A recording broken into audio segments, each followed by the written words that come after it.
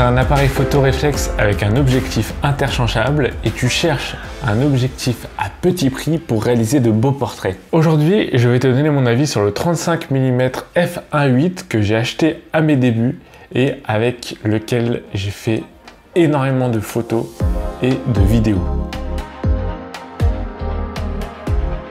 Pour 190 €, je pense que c'est l'achat le plus rentable que j'ai pu faire et ça a permis de booster ma créativité. Je t'en parle dans quelques instants. Alors le Nikkor même, AFS 35 mm f1.8 est un objectif fixe fait pour des capteurs DX. Donc les petits capteurs, les capteurs d'appareil photo réflexe.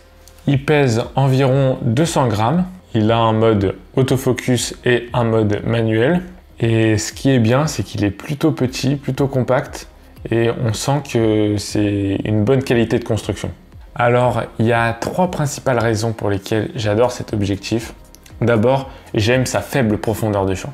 Alors, comme on le sait, pour avoir une faible profondeur de champ, le paramètre le plus important sur un objectif, c'est l'ouverture du diaphragme. Donc, sur cet objectif, l'ouverture du diaphragme maximum, c'est f1.8. Alors, on se rappelle toujours, les petits chiffres, ça veut dire que c'est une grande ouverture, et les grands chiffres, ça veut dire que c'est une petite ouverture. Donc, par exemple, si je vous dis f22, le diaphragme, il est à peine ouvert. Alors que si je vous dis f1.8, le diaphragme, il est très ouvert, il laisse rentrer beaucoup de lumière. Et grâce à ça, on a un magnifique bokeh, un magnifique flou d'arrière-plan qui met en valeur le sujet principal. Cet effet est très utilisé au cinéma car il permet de guider l'œil du spectateur pile poil là où le réalisateur veut qu'on regarde. Et franchement, ça change tout. Avoir une faible profondeur de champ, même si c'est pas une formule magique, ça permet d'augmenter la qualité de ces images de manière drastique. Alors ensuite, j'aime la créativité qu'il suscite. Je m'explique. C'est un objectif fixe, donc on ne peut pas zoomer. Souvent, on a un peu la flemme, on zoome parce qu'on n'a pas envie de se rapprocher des éléments et puis on prend une photo. Le fait d'avoir un objectif fixe, ça va te permettre de développer ton œil de cinéaste, de développer ton œil de photographe parce que tu vas te déplacer pour avoir les meilleurs angles de vue. Tu vas arrêter d'être flemmard et tu vas aller directement capter le bon angle. Alors je vais te raconter une petite anecdote. En fait, c'était en octobre 2018, je voulais réaliser un petit court-métrage avec l'objectif qu'il y a en ce moment même sur l'appareil photo. C'est un zoom 18-105, donc je me suis dit c'est quand même un objectif assez polyvalent, je vais pouvoir faire un court-métrage avec.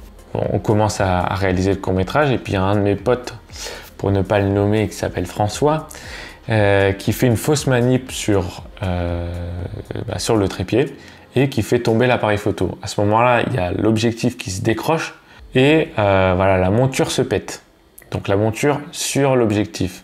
Pendant plus d'1 an, je suis resté avec le 35 mm f1.8 sans pouvoir zoomer, sans grand angle, que avec cette focale. Et je pense que c'est la meilleure expérience que j'ai pu avoir et c'est le fait d'avoir une focale fixe qui m'a fait énormément progresser.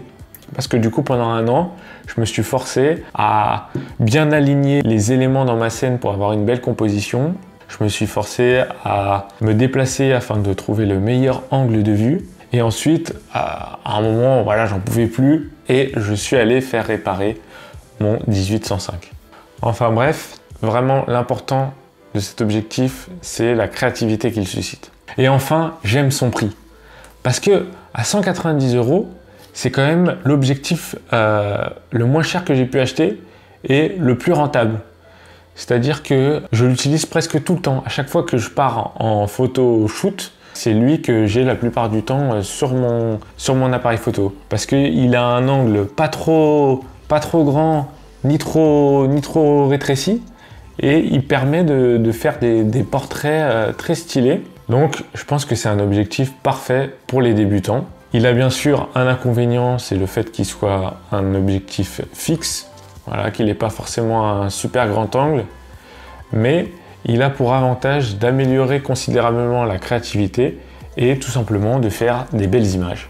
Alors si jamais tu veux acheter cet objectif, j'ai mis un petit lien en description. Alors toi, quel objectif tu utilises? C'est quoi ton objectif préféré? N'hésite pas à me le mettre en commentaire. N'hésite pas aussi à liker cette vidéo, ça aide considérablement au référencement de la vidéo pour que plus de gens puissent la regarder. Et enfin, je te souhaite une bonne soirée et à plus dans une prochaine vidéo. C'était Joseph Paris Visuals. Sur ma chaîne, j'inspire et aide les gens à avancer. Fais ton film!